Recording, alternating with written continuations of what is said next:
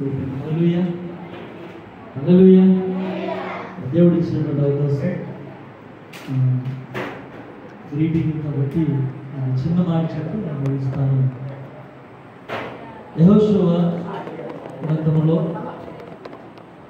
24వ అధ్యాయము 15వ వచనం చాలా చక్కగా ఈ గ్రంథంలో అందరికీ నచ్చిన మాట, దేవుడి యొక్క మాటగా నేను భావిస్తూ ఈ మాట చాలా చక్కగా మాట్లాడుతూ ఉన్నాడు. చూద్దాం. యెహోషువ గ్రంథం 24వ అధ్యాయము 15వ వచనం. యెహోవాను సేవించుడి,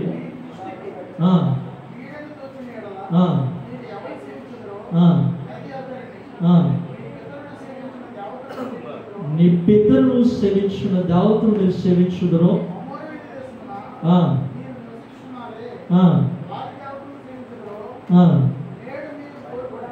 నేడు మీరు కోరుకొనుడి,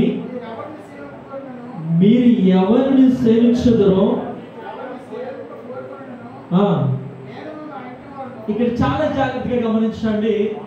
యెహోషువ తీర్మానం చాలా చాకచక్యంగా కనబడుతూ ఉంది. అమ్మా యెహోషువ తీర్మానం చాలా సూటిగా చెప్తున్నాడు, చాలా తేటగా చెప్తున్నాడు. ఆ తీర్మానం ఎలా ఉందంటే ప్రభు కొరకు చనిపోవడానికి కూడా వెనకాలని కుటుంబముగా ఆ తీర్మానం తెలియచేస్తా ఉన్నాడు. ఈరోజు కుటుంబాలు ఎలా ఉన్నాయంటే పిల్లలు, ఏదో ప్రభువుని నమ్ముకున్నాం, ఏదో చర్చికి వెళ్ళాం, ఏదో మొత్తం మీద వినేసాం, ఇంటికి వచ్చేసాం, మన భక్తి ఇక్కడితో అయిపోయిందని కాదు. కానీ నువ్వు గత పాత జీవితంలో చనిపోయి నూతనమైన జీవితంలోనికి నువ్వు మళ్ళీ బ్రతికించబడిన తర్వాత మళ్ళీ ఈ లోకం అనే ఆ పాప ఊబిలోనికి అడుగు పెట్టకూడదు. ఇక్కడ యెహోషువ తీర్మానం కూడా అదే. మీరు ఎలా ఉన్నారనేది నాకు అనవసరం, మీరు ఎలా ఉన్నారనేది మీరు డిసైడ్ అవ్వండి. మన పితరులు సేవించినటువంటి దేవతల వైపు తిరుగుతారో మీ ఇష్టం. కానీ ఇక్కడ నేనంటున్న మాట ఏంటంటే, నేను నా ఇంటి వారును, ఇక్కడ సెలవు చూడకండి, నాకు ఇచ్చింది 5 నిమిషాలు, ఆల్రెడీ 2 నిమిషాలు అయిపోయింది, ఒక్క 2 నిమిషాలు ముగించేస్తాను. యెహోషువ తీర్మానం ఏంటి? నేనును నా ఇంటి వారును యెహోవాను మాత్రమే సేవించడం. ఎంతమంది ఆ తీర్మానం కలిగి ఉన్నారు ఈరోజు? ఎంతమంది అటు తీర్మానంలో జీవిస్తూ ఉన్నాం? ఈరోజు చూడండి, పురుషులుగా సన్నిధికి రావడం తక్కువ, స్త్రీలుగా వచ్చిన వాళ్ళు ఎక్కువ. ఎంతమంది ఈ రోజున కుటుంబంతో వచ్చారు? భర్తతో కలిసి, బిడ్డలతో కలిసి ఎంతమంది సన్నిధిలోకి అడుగు పెట్టిన రోజు? ఒకరే చేయతారంట. చూడండి, తీర్మానం అనేది ఎలా ఉండాలంటే ప్రాణము పోయిన మాట తప్పని వారిగా క్రైస్తవులుగా మనము ఉండాలి. అందుకే ఆదికాండం 7వ అధ్యాయం 1వ వచనంలో తెలియజేస్తా ఉన్నాడు, నోవహు కాలంలో కొన్ని లక్షల మంది ఉండగా ఒక్క నీతిమంతుడు దేవుడు కనుక్కున్నాడు. ఎవరు ఆ నీతిమంతుడు అంటే నోవహు మాత్రమే. సువార్తను ప్రకటించినా కూడా వినటువంటి జనముల మధ్యన ఆ కుటుంబము నీతిమంతుడిగా ఎంచబడ్డారు. కాబట్టి ఎంతమంది రక్షించబడ్డారు? నోవహు, ఆయన కుమార్తెలు, కుమారులు, అక్కడ అల్లుళ్ళని కూడా రాయబడి వారి కుటుంబం మాత్రమే రక్షించబడ్డదంటే అన్ని లక్షల మందిలో నోవహు దేవునితో సహవాసం చేయటం వలన ఆ కుటుంబం రక్షించబడింది. మిగతా జనాంగం అంతా కూడా తేలియాడబడతా ఉన్నారు. పిల్లలు గమనించండి, కుటుంబాలకి ఈ రోజున దేవుణ్ణి సేవించడం తక్కువ, ప్రార్థన చేయడం తక్కువ, కుటుంబ ఆరాధన లేని కుటుంబాలుగా ఉంటున్నాయి. కుటుంబాలు ఎండిపోతున్న రోజులవి. కారణం తెలుసా? లోకమును ప్రేమించినంతగా పరిశుద్ధ గ్రంథాన్ని ప్రేమించలేకపోతున్నారు, చదవలేకపోతున్నారు. బిజీ షెడ్యూల్ అయిపోతూ ఉంది. దేవుడికి 10 నిమిషాలు కనీసము బైబిల్ చదవలేనంత బిజీ షెడ్యూల్లో ఉంటున్నాం. పిల్లలు గమనించండి, దేవుడు ఉద్యోగం ఇచ్చాడు, దేవుడు మర్చిపోమని కాదు. దేవుడు ఉద్యోగంతో పాటు నీకు సకల ఆశీర్వాదాలు ఇచ్చాడు, బిడ్డలు ఇచ్చాడు, చక్కటి భర్తలు ఇచ్చాడు, భార్యను ఇచ్చాడు. వీటిని బట్టి నువ్వు ఆనందించడం కాదు, నీకు ఇచ్చిన ధన్యతను బట్టి నువ్వు దేవుడు నీవును నీ ఇంటి వారును దేవుని స్తుతించే వారిగా ఉండాలి. స్తోత్రం కలిగిన గాక. దేవుడి మాటలు దీవించి ఆస్వాదించును గాక. నాకు ఈ సమయం ఇచ్చిన అధ్యక్షుల వారికి జాన్ భవాని కూడా ప్రత్యేక వందనాలు తెలియజేస్తాను. చాలా చక్కగా మనందరికి అర్థమయ్యేటట్లుగా ఒక 5 నిమిషాలు ఇచ్చినటువంటి సమయాన్ని సద్వినియోగం చేసుకొని చెప్పినటువంటి మాటలను బట్టి దైవజనులకి నా నిండు వందనాలు తెలియజేస్తున్నాం. ఈ దినము చక్కటి గ్రీటింగ్స్ అందించడానికి సామాన్యుల గుంజ ప్రాంతం నుంచి వచ్చినటువంటి దైవజనులు పాస్టర్ నర్మరాజయ్య గారిని వారిని వేదిక మీదకి రావాలని ప్రభు పేరట మనం చేస్తాము. వాళ్ళు వస్తుండగా చప్పట్లు కొడుతూ ప్రభు పేరట వారికి ఆహ్వానాన్ని తెలియజేద్దాం.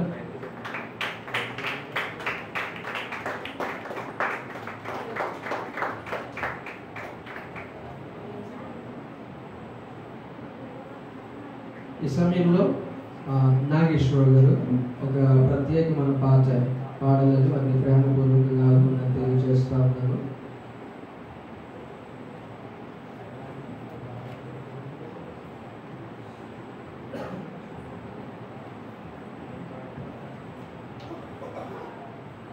Hallelujah.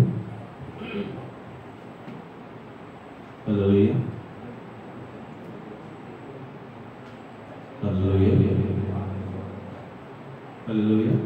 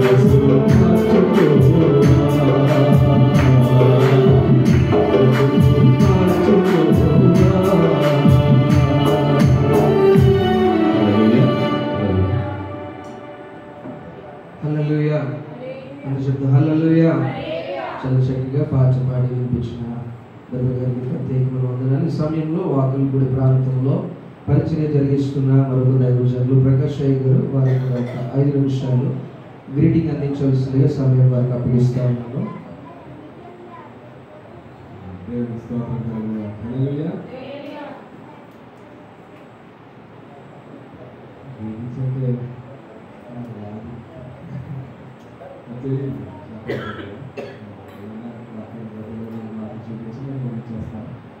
అయితే మరి మనం ఉపవాసం కదా అంతేనా? ఉపవాసం కదనా? ఓకే, ఉపవాసం కోసం మరి దేవుడు చెప్తున్నారు. కొద్ది నిమిషాలు 5 నిమిషాల లోపల కొన్ని మాటలు నేను చూపించేస్తాను. చదువుకో నాకు అలాగా ఉపవాసం ఉండాలి. అది యెషయా 5 చక్కగా మనం చూస్తాం కూడా. కానీ జకర్యా గ్రంథంలో దేవుడు చెప్పిన మాటలు వింటే చాలా ఆశ్చర్యపోవాలి. జకర్యా గ్రంథం 7వ అధ్యాయం జకర్యా గ్రంథం 7వ అధ్యాయంలో ఇక్కడ ఏమంటారు? రాజైన దర్యావిషయాలు వెళ్ళి 4వ సంవత్సరం ఇస్రాయేలు 9వ నెల బేతేలు వారు శరీరను దగ్గర మీద తన వారిని కలిపి అక్కడ ఉన్నటువంటి యాజకులు కానీ మరి ప్రవక్తలకి విన్నవిస్తుంటారు. నేను ఇలాగే అడగమంటాను, వెళ్ళి ఎన్ని సంవత్సరాలు మేము దుఃఖించినట్టు 5వ నెలలో ఉపవాసం దుఃఖించడమా అని ప్రవక్తలు యాజకులు అడగడానికి పంపించారు. యెహోవాను శాంతిపరచుటకై మందిరముల వద్ద ఉన్న యాజకులను ప్రవక్తలను మరణించేయగా ఇప్పుడు సైన్యములను గడిపే యెహోవా వాక్కు ప్రత్యక్షమై సెలవిచ్చింది. జకర్యాకు ప్రత్యక్షమై ఇప్పుడు దేవుడు చెప్తున్న మాట, ప్రజలు కొంతమంది పెద్దలు పంపించారు ప్రవక్తల దగ్గరికి, యాజకుల దగ్గరికి. 5వ నెలలో మేము ఉపవాసం ఉండి 4 మేము ప్రార్థన చేశాం కదా, అలాగే ఇంకా కూడా ఉపవాసం ఉండి ప్రార్థన చేయాలా అని అడిగితే అప్పుడు దేవుని వాక్కు జకర్యాకు ప్రత్యక్షమై సెలవిచ్చింది ఏంటంటే, దేశం జనులందరికీ యాజకులకు నీవేమాట తెలియజేయలేదు. ఈ జరిగిన 70 సంవత్సరంలో ఏటేటా 5వ నెలను 7వ నెలను మీరు ఉపవాసం ఉండి దుఃఖం సల్పుచూ వచ్చినప్పుడు నా యందు భక్తి కలిగి ఏ ఉపవాసం ఉందిరా? చూసుకోండి, దేవుడే ప్రశ్నిస్తున్నాడు మన ఉపవాసం విషయం. గడిచిన 70 సంవత్సరాల్లో మీరు క్రమం తప్పకుండా 5వ నెల 7వ నెల ఉపవాసం ఉంటారు కదా, నిజంగా నా యందు భక్తి కలిగి ఉంటున్నారా మీరు? నిజం చెప్పండి అంటాడు ఇశ్రాయేలు ప్రజల దేవుడు. అసలు 5వ నెల 7వ నెల ఇంకా కిందకు వస్తే 8వ అధ్యాయం ఉంటుంది. 4, 5, 7, 10వ నెలలో ఉపవాసాలు ఎందుకు చేశారు అనేది మరి అది బైబిల్ బాగా చదివితే అర్థమవుతుంది అనమాట. అయితే ఇక్కడ దేవుడు చెప్తున్న మాట, నా యందు భయభక్తి కలిగే చేశారా, ఉపవాసం ఉన్నారా? మరి మీరు ఆహారం పుచ్చుకున్నప్పుడు స్వప్రయోజనమే కదా ఆహారం పుచ్చుకున్నారు. మీరు ఉపవాసం ఉన్నా మీకోసమే, ఉపవాసం ముగించిన తర్వాత భోజనం చేసినా మీకోసమే, నా కోసం మీరు కాదు అన్నట్టు చాలా క్లియర్గా చెప్పేశారు. 70 సంవత్సరాల పాటు వాళ్ళు చేసిన 5వ నెల 7వ నెల ఉపవాస ప్రార్థనల్ని నా యందు మీరు భక్తి కలిగి చేయలేదని చెప్పేసారు. అంటే ఇప్పుడు మనం ఎలా చేయాలి? మరి దేవుని యందు భక్తి కలిగి చేయాలి, దేవుని భయభక్తులు కలిగి చేయాలి. అంటే పాస్టర్ గారు పిలిచారని వచ్చేసి చేయడం కాదు, లేకపోతే సంవత్సరానికి ఒకసారి పెట్టుకోవాలి కదా అని చెప్పే పద్ధతిలో కాదు. దేవుని యందు భయభక్తులు కలిగి రావాలి, వచ్చి చేయాలి. అయితే మరి అక్కడ ఆన్సర్ కూడా దేవుడు చెప్తాడు. మరి ఉపవాసం మీరు ఎలాగ భయభక్తులు కలిగి దేవుని సన్నిధికి రావాలో దీనికి ముందే నేను చెప్పాను. ఎప్పుడు చెప్పాను? ఇప్పుడు వచ్చి అడుగుతున్నారు మీరు, ఇంకా ఉపవాసం ఉండాలా, ఇంకా 7వ నెల 5వ నెల ఉపవాసం ఉండాలని ఇప్పుడు అడుగుతున్నారు. కానీ అసలు మీరు ఎలా ఉండాలో ఏం చేయాలో ఇప్పుడు కాదు, 70 సంవత్సరాలకు ముందు మీరు చెరలోకి వెళ్ళిపోక ముందు, దేశం అంతా క్షేమంగా ఉన్నప్పుడు, సుభిక్షంగా ఉన్నప్పుడు, చక్కగా ఉన్నప్పుడు అప్పుడే చెప్పాను. నా ప్రవక్తల్లో మీకు ఏం చెప్పానంటే చూడండి, 9వ వచనంలో సైన్యములకు అధిపతి యెహోవా ఈ ఆజ్ఞ ఇచ్చి ఉన్నాడు, సత్యమును అనుసరించి తీర్పు తీర్చండి, ఒకరి అంతకరు కరుణావాత్సల్యములు కనుపరచుకోనండి, విధవరాంతరము తండ్రి లేని వారిని పరదేశులను దరిద్రులను బాధ పెట్టబడి మీ హృదయమందు సహోదరులలో ఎవరికి కీడు చేయకండి. అది టైం లేదు కదా, గబగబా వెళ్ళిపోతారు. మీ వచ్చిన బాగా మీరు చదువుకోవాలా. మీ హృదయాల్లో కూడా సహోదరులకు ఎవరికి కీడు చేయాలనే ఆలోచన కూడా రాకూడదట. ఆ విధమైనటువంటి దేవుని భక్తులు కలిగి జీవించి దేవుని సన్నిధిలో మన ఉపవాసాన్ని ప్రార్థించినప్పుడు అప్పుడు దేవుడు దాన్ని అంగీకరిస్తాడు. అప్పుడు దానికి ప్రతిఫలం వస్తుంది. కరుణావాత్సల్యాలు కనపరుచుకోండి, ఒకరి ఏడాది ఒకడు సత్యం మాట్లాడండి, వివరాలను తల్లిదండ్రులు లేని వారిని దరిద్రులను పరదేశులను బాధ పెట్టొద్దు అలాగని చెప్పారు. మీరు వినలేదు కాబట్టి మీరు చెరలోకి వెళ్ళిపోయారు. చెరలోకి వెళ్ళిపోయిన 70 సంవత్సరాలు కూడా 5 నెలల 7 నెలల ఉపవాసం చేశారు. కానీ అంతకు ముందే నేను చెప్పినటువంటి ఈ మాటలు మీరు లక్ష్య పెట్టలేదు. నా మాట అంటే మీకు లెక్కలేదు. ఏదో మీ బాధ కొద్ది మీరు ఉపవాసం ఉంటే ప్రార్థన చేయాలి. ఎందుకు చేస్తున్నారు? అది కూడా 70 సంవత్సరాల శరానంతరం దేవుడు మళ్ళీ ఇశ్రాయేలుని దర్శిస్తాడని తెలుసు కదా. ప్రవచనాలు అంటే ఈ రోజునే కూడా మాకే ప్రవచనాలు వాగ్దానాలు అడ్లు పట్టుకుని ఎలా తప్ప దేవుని భయభక్తులు కలిగి ఉందాము, బతుకు సరి చేసుకుందాం అనే పద్ధతి ఆ రోజు ఈ రోజు ఎప్పుడు కూడా కనపడతలేదు. కాబట్టి మరి వాళ్ళు 70 సంవత్సరాలు పూర్తయిపోతున్నాయి కదా, ఇంకా చేయాలంటామా ఉపవాసం అన్నట్టుగా లెక్కలు మాత్రం బాగా వేస్తాం. అప్పుడిప్పుడు అంతే మనుషులు మనం. కానీ దేవుడు ఏం చెప్పాడు అది మాత్రం మర్చిపోతుంది. ఇప్పుడు ఎంత అధ్యాయం చూడండి, దేవుడు ఏం చెప్తాడు, ఎలా ఉండమంటాడు. ఎంత అధ్యాయం 16వ వచనంలో మీరు చేయవలసిన కార్యములు ఏమనగా ప్రతి వాడు తన పొరుగు వారితో సత్యంగా మాట్లాడాలి, సత్యమును బట్టి సమాధానకరమైన న్యాయమును బట్టి మీ గుణములలో తీర్పు తీర్చలేదు, తన పొరుగు వారిని ఎవరు దుర్యోచన యోచించకూడదు, అబద్ధ ప్రమాణం చేయని ఇష్టపడకూడదు, ఇటువంటి నాకు అసహ్యములు, ఇదే యెహోవా వాక్కు. అబద్ధ ప్రమాణం చేయకూడదంట, పొరుగు వారితో సత్యం మాట్లాడాలంట. ఇక్కడ తీసుకోవాలన్నమాట మన సంగతులు. కాబట్టి అలా మనం చేస్తే అప్పుడు చెప్తాడు చూడ 18 అధ్యాయం, మరియు సైన్యములకు అధిపతి యెహోవా వాక్కు నాకు ప్రత్యక్షం ఈ లక్ష్యాలు ఇచ్చాను. సైన్యములకు అధిపతి యెహోవా ఆజ్ఞ ఇచ్చినది ఏమనగా 4000 నెలల్లో ఉపవాసము, 5వ నెలలో ఉపవాసము, 7వ నెలలో ఉపవాసము, 10వ నెలలో ఉపవాసము, యూదా ఇంటి వారికి సంతోషమును ఉత్సాహమును పుట్టించు మనోహరములైన పండుగలగును. కాబట్టి సత్యమును సమాధానమును ప్రియములుగా ఎంచుడి. ఉపవాస కోటాల పండుగలు ఎప్పుడవుతాయండి? ఎప్పుడవుతాయి ఉపవాస కోటాల పండుగలు? పండుగగా దేవుడు మార్చాలా? దేవుని స్తోత్రం చెప్పండి. దేవుని సన్నిధిలో మనం ఆ విధమైన భయభక్తులు కలిగి ఉన్నప్పుడు మనం ఉండేటటువంటి ఉపవాస దినాలని పండుగగా మన జీవితంలో పండుగలు జరిగినట్టుగా మన జీవితాన్ని పండుగగా దేవుడు మారుస్తాడు.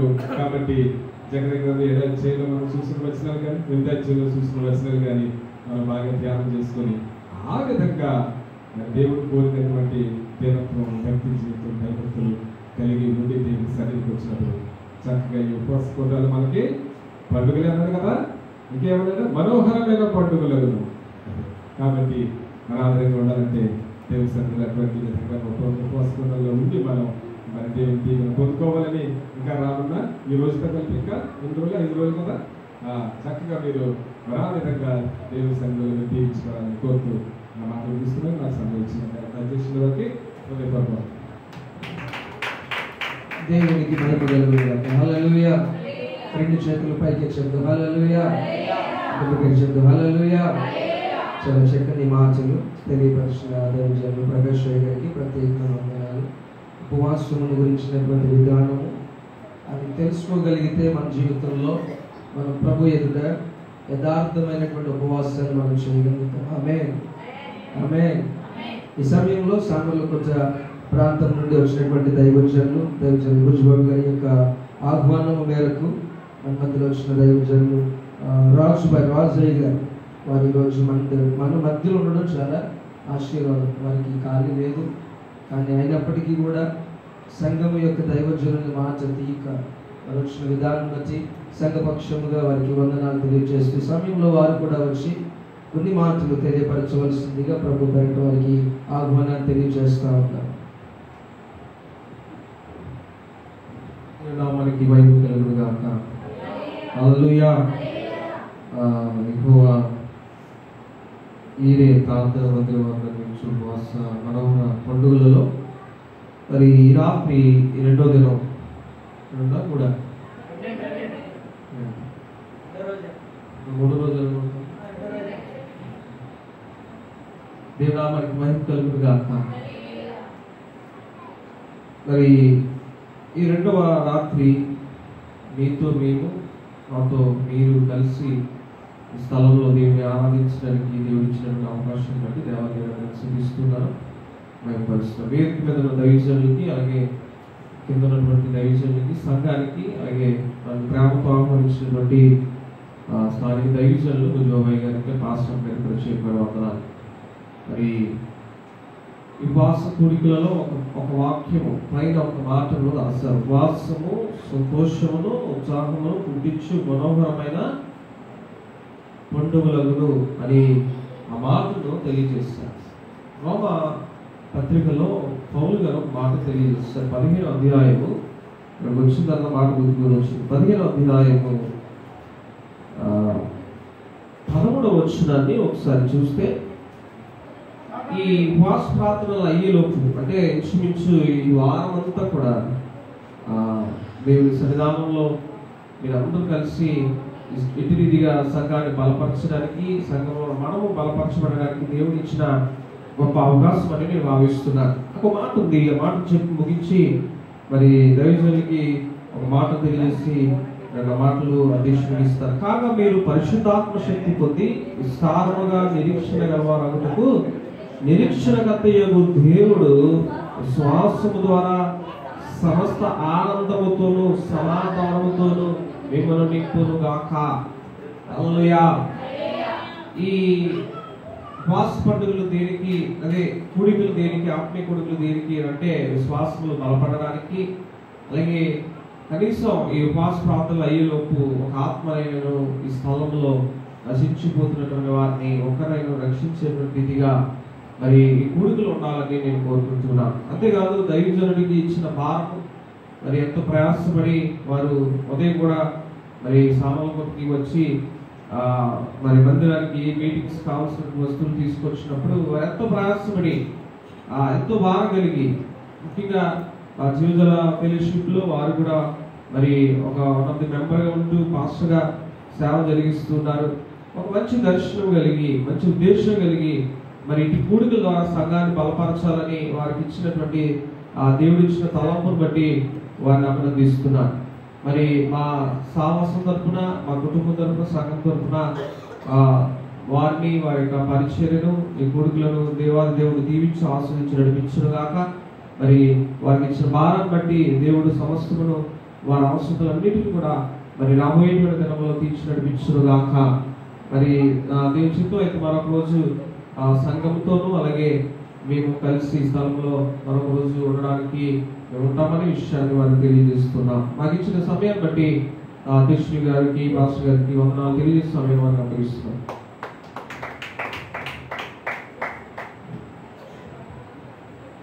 దేవుని మహిమ. హల్లెలూయా, హల్లెలూయా. మన సంఘం పాతోళ్ళు మానేశారు, పక్కన వచ్చారు చాలా మంది. అసలు రాజుగారు ఎవరో తెలియపరచాలి, నాకు తీసుకున్నాను. నిన్నటికంటే ముందే ఉన్నాం మన సమయంలో. ఇంకా ఆరాధన మెసేజ్ మీ సమయానికి ఇంకా దారికి రాలేదు, చోటు లేక మనం ఇదైపోయా. కానీ ఈరోజు దేవుడు మన ఆశలు నెరవేరుస్తున్నాడు. సామలకోట జిల్లా పరిచర్యలో రాజయ్య పరిచయం అవడం, వారితో కలిసి ప్రయాణం చేయడం, వారు మొత్తం జీవితం ప్రజల కొరకు అంకితం, సేవకుల కొరకు అంకితం, వారి జీవితాన్ని అలాగే కొనసాగిస్తున్నారు. కుష్ఠరోగులు, వికలాంగులు, మరి అలాగే వృద్ధులు, అలాగే స్లమ్ ఏరియాస్ వారు చేసే పరిచయం, వారితో కొనసాగడం మాకు ఎంతో అదృష్టం. హల్లెలూయా. మరి ఈ మైక్ తీసుకోవడానికి కారణం ఏంటంటే, ముందు ఆదివారం వెళ్ళి అయ్యా మా చర్చ్కి మీటింగ్ ఏంటంటే ఒక ఆమె లేచి పార్వతి గారని, అయ్యా మేము మీ మందిరానికి భోజనాలు అయిపోతారు కాబట్టి ఒక రైస్ మూట ఇస్తాం అన్నాను. ఆమె ఒక 2 సంవత్సరాల క్రితం క్రిస్మస్ చేసుకున్నప్పుడు మాకు బట్టలు కూడా కొన్నాను. అంటే ఆ సంఘము నన్ను సొంత మనిషిగా భావిస్తుంది. హల్లెలూయా. మరి వేరే కాపరి ఇంకొక సంఘంలో ఒక మనిషిగా మెలుగుతున్నాడంటే దానికి ఎంత ఒదిగి ఉండాలో, మన ప్రవర్తన ఎంతగా చూపించాలో దాన్ని బట్టి అర్థమవుతుంది. అదే పరిస్థితి రాజేష్ సంఘం, నా సంఘం, ప్రకాష్ గారి సంఘం, నా సంఘం. డాని అయితే రాత్రి ఎవరు చెప్తుంది కదండి, జాన్వేశ్వరి గారికి, సాధక్ గారికి, అబ్రహం సాగర్ గారి సంఘం. దేవుని మహిమ. అంటే మనము ఒకరి దగ్గర మంచి అనిపించుకోవడానికి నటించవచ్చు, కానీ నటన శాశ్వతంగా. వీళ్ళతో ఒక రోజు పరిచయం కాదు, సంవత్సరాల పరిచయం. నటన నెలలో వెళ్ళిపోద్ది, ఏదో రోజు బయటపడతారు. కాబట్టి నేను గొప్పవాడిని అంటలేదు, వారి ప్రేమ గొప్పది. నన్ను ఆహ్వానించారు, వారి ప్రేమ గొప్పది. మరి రాజుగారికి ముందే చెప్పాను అక్కడ సంఘానికి, మీరందరూ రోజు రాకపోతే నేను మీ సంఘానికి ఇంకా రాను, నేను రాకపోతే మీరు చాలా కోల్పోతారు అన్నారు. అంటే డిమాండ్ చేసేంత స్థాయి అయ్యగారు నాకు అక్కడ ఇచ్చారు. చెప్పలు కొడదాం అయ్యగారికి, సంతోషం. కలెక్ట్ చేయకుండా ప్రవీణ్ గారికి సమయం చెప్తున్నాను. ఇంకా ఎదురుకి వెళ్ళిపోయింది. మరి దాని చాలా ప్రార్థనలో ఏదో కార్యక్రమం పాల్పొంపులు పంచుకుంటారు. ఈ సమయం అయ్యగారికి ఇస్తున్నాను.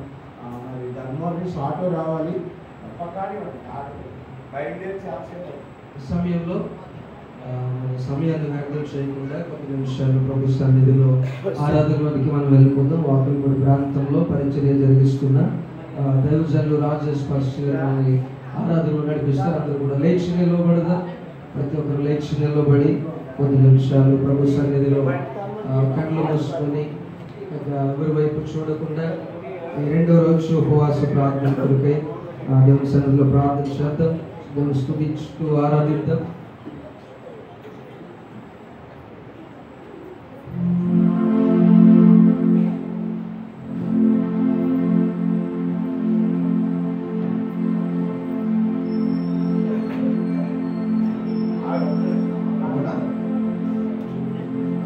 ఎవరు కూడా మీరు కళ్ళు తెరిచి ఉన్నది, కళ్ళు మూసుకొని కేవలము ప్రభు మాత్రమే, దేవుడు మాత్రమే మనం చూద్దామండి. నా బంధమా నా యేసయ్యా,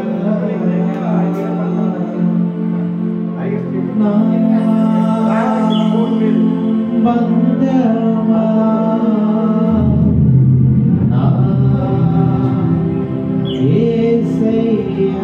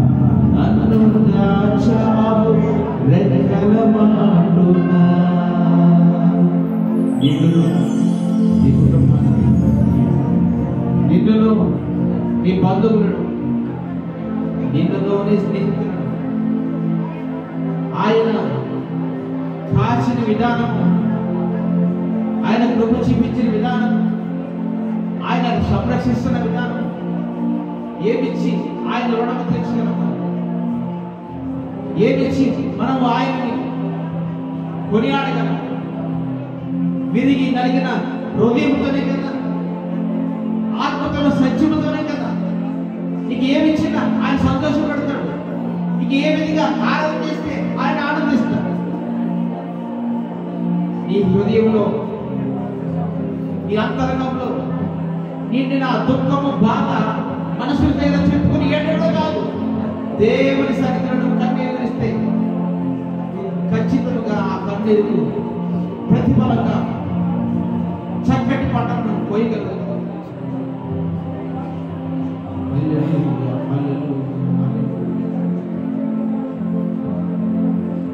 అదే కళ్ళు మూసుకుని ప్రార్థన విద్దాం. అందరూ కూడా ప్రార్థన విద్దాం. దేవుని వర్తమాన కొరకు, జరుగుతున్న ఈ సభ కొరకు వాతావరణాన్ని దేవుడు అనుకూలపరిచినందుకు మన మధ్య దేవుని సేవకుడు దేవుడి గురించి ప్రార్థనలో నడిపిస్తారు. ప్రార్థించుదాం. సకల ఆశీర్వచన స్తోత్రాలుగా ఘనమైన దేవా, నీ ఘనమైన నామానికి వందనాలు చెల్లిస్తున్నా. అయా రాత్రి కాల సమయంలో నీ పాదాల చెంత చేరిన బిడ్డలందరూ కన్నీటితో తండ్రి గోజాడుతూ ఉన్నారు.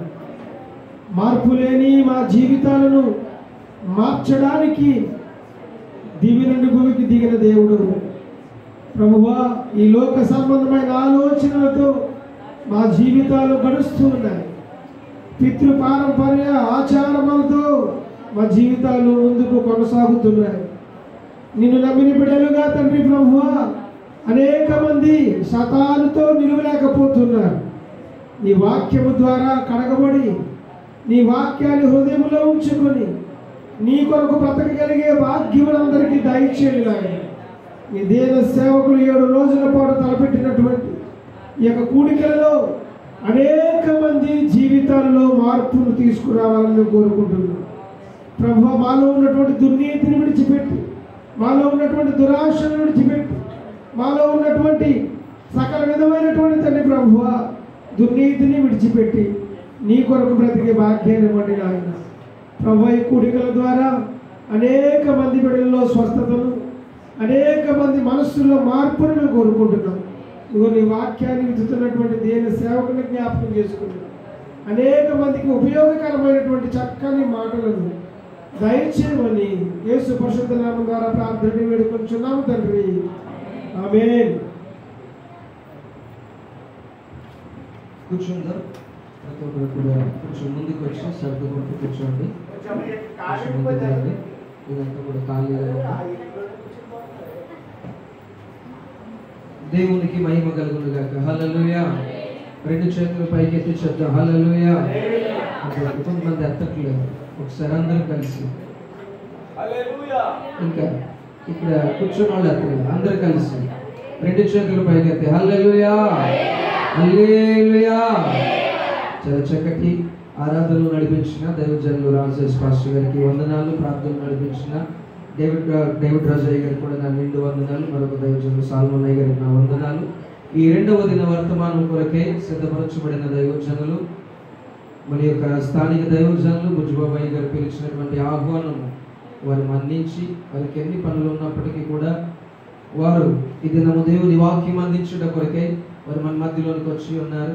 శృంగధర అనేటువంటి ప్రాంతము ట్రైబల్స్ ఏరియాలో, ఏజెన్సీ ప్రాంతాల్లో దేవుని పరిచర్యను బహు ఘనముగా జరిగిస్తున్న దైవజనులు వారు ఈ దిన 2వ దిన ఉపవాస ప్రార్థన కూడిక నిమిత్తమై వర్తమానం అందించడం కొరకు వచ్చింది. కాబట్టి అందరూ కూడా కలిసి దైవజనులకి సమయాన్ని అందిస్తుండగా చప్పట్లు కొడుతూ వారికి ఈ సమయాన్ని అప్పగిస్తారు. దేవుని నామముకి మహిమ కలుగును గాక. కూడి ఉన్నటువంటి మీకు అందరికీ, అలాగే ఈ యొక్క బలిపెట్టున్నటువంటి దైవజనులకు పేరు పేరున ప్రత్యేకమైనటువంటి వందనాలు తెలియజేస్తున్నాము. ప్రియమైన ఈ యొక్క రాత్రికాల సమయంలో మీ అందరితో కూడా కలిసి దేవుణ్ణి ఆరాధించడానికి, దేవుని స్తుతించడానికి దేవుడు నాకు ఇచ్చినటువంటి సమయాన్ని బట్టి నేను ఎంతగానో దేవుడి నామమును మహిమపరుస్తూ ఉన్నాను. ఒక 20 మంది సేవకులు, మేము ఒక సేవకుల బృందముగా ప్రతి నెల మన మధ్యలో ఉన్నటువంటి రాజయ్య గారి యొక్క నాయకత్వంలో ప్రతి నెల కూడా కలుసుకొని